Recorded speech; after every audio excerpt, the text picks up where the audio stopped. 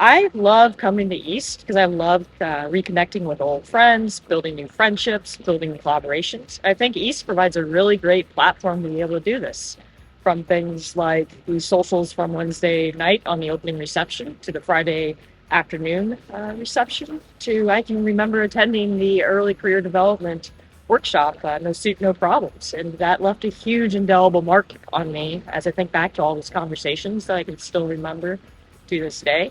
I also remember walking the halls and seeing all the different committee signs and thinking, I just really want to be a part of a committee. And never would I have imagined how welcoming East would be.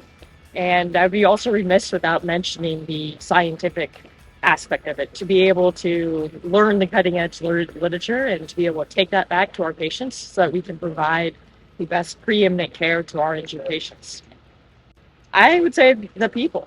The people are wonderful and phenomenal, and to be able to really just sit there and be on these committee meetings all year long, and to then finally get to see them in person, and to again just continue to build those relationships is my favorite part of it.